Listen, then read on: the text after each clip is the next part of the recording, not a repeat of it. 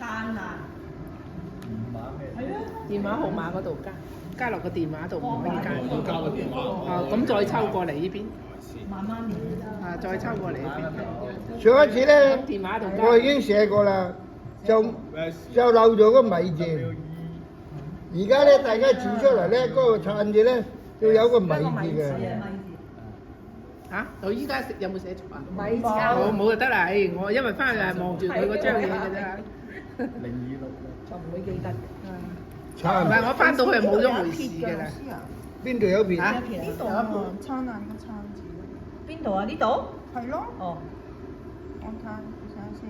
緊要寫埋個爛字啦。係你寫咗個爛字先。因為你睇下個撇喺邊啊？應該佢意思咁樣冇喎。喎呢邊。啊，個直字啊！爛字，誒寫啦。咁，唔係我睇下先。阿黃希之都唔會話你錯。唔係，黃希之。佢話黃希之唔會話你錯佢話可能係咁喎。老師你出咗名㗎，所以唔會錯嘅。係啊，啱你嗱，你而家啱啊，你而家呢個啱啊，呢度有一撇㗎嘛。哦，老師你快啲去寫翻佢啦。冇啊！我哋影晒相啦已經。咁啊冇所謂嘅。即係大家知道㗎啦。你加電話，撳咗電話先。加咗佢啦。係。你喺呢度又揾翻佢嗰個。咁樣，幾時要咁樣？就喺呢度，就喺翻電話嗰度揾。冇乜所謂。冇所謂嗬。即管你又得。就係咁樣又得，咁樣一點一。今日好睇啲。再嚟啊！再咁寫埋個爛字啦。你喺個電話號碼度。你想大張啲嘅細張啲啊？WhatsApp 嗰度唔係喺 WhatsApp。啊，呢個係啊，如果嚴格嚟講咧，就應該加啲落去。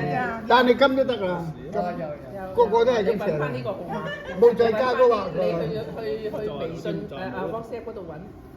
爛。我寫咪？係。跟住就。睇先，下個禮拜有加。下個禮拜去咧。下個禮拜冇堂。咁點咧？點安排咧？下個禮拜係放節。係嘛？醫生可能就要提大家。喺電話簿啦，喺邊度去電話簿啊？冇堂啊，下個禮拜。